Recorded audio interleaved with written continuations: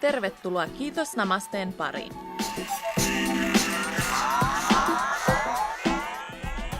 Tänään olemme tutustumassa Uma Stewartiin, joka omistaa sisustussuunnittelu- ja stylauspalveluja tarjoavan yrityksen Millburnissa New Jerseystä.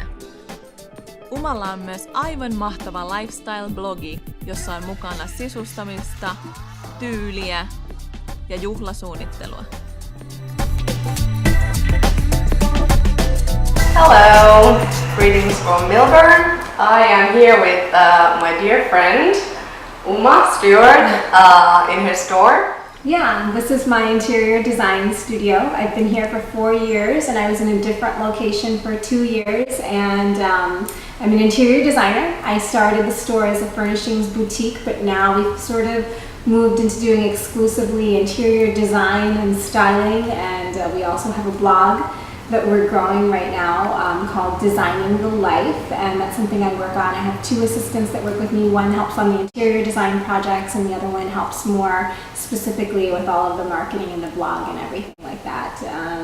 We have a really good time trying to make things and spaces and people look beautiful. This is sort of just a showroom to show my style. People can come in and pick up small pieces. Most of the furniture we will ask them to order it, but we work with clients to design their house. So if someone comes in usually interested in interior design, I'll go to their house, I'll look at their house, and then I will do a floor plan for how all the furniture should be laid out in the space, pick lots of fabrics that I think will be looking good, pick all the furniture, pick all the artwork and little knickknacks for the table, accessories and everything, and put it all together for them. So we do everything. We do it from the very beginning to the very end. We even work on renovation projects, so if someone is remodeling their house or renovating their kitchen or bath, we'll select all the fixtures, all the tile, everything.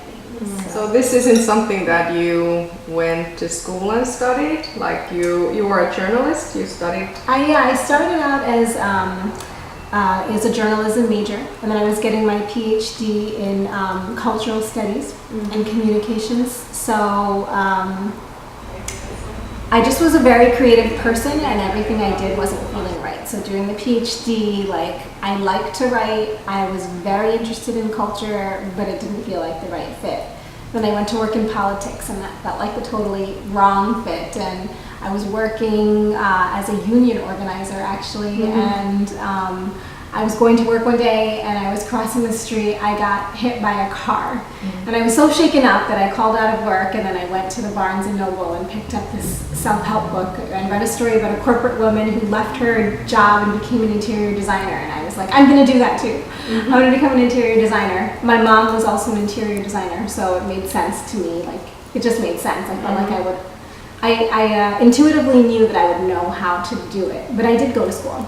I took courses at Parsons and at NYU, so I learned how to draft, to scale, so I can hand draft. I don't do computer drafting, my assistant does computer drafting, but I can hand draft to scale, and I can draw elevations and draw pictures of interiors for people. So those skills helped me on the technical side of things, and then the flair for it I just had.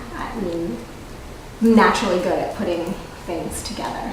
What do you think it takes to be a good interior designer? It takes a lot of stuff. I think it takes.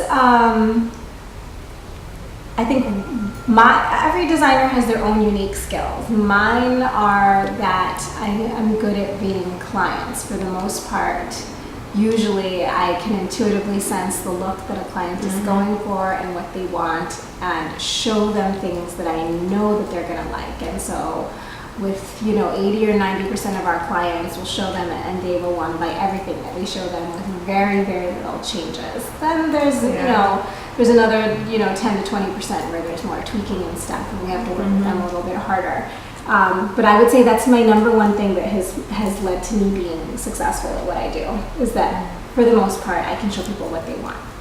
And then they want to buy it, so then it makes it easier for them to take that next step and make the investment in the interior design. The other thing is you have to just have an excellent sense of color, and you have to have a really good visual vocabulary, right? You have to know what kind of mood you're creating with every element that you select. So you have to have a good visual sense and a good sense of, you know, aged books will make a space feel more antique-y and lived in, and glass and metal will make a place feel more glamorous, and then know how to combine those elements properly to get the feeling that you're looking for. Do you have a son also? I do. I have a soon-to-be 5-year-old boy, and Camilla, you know him very Cute well. Audie, yes. Sweet, cute Audie. So how do you balance, like obviously you're busy with this, then you have husband, son, how do you balance everything? It gets really hard, right?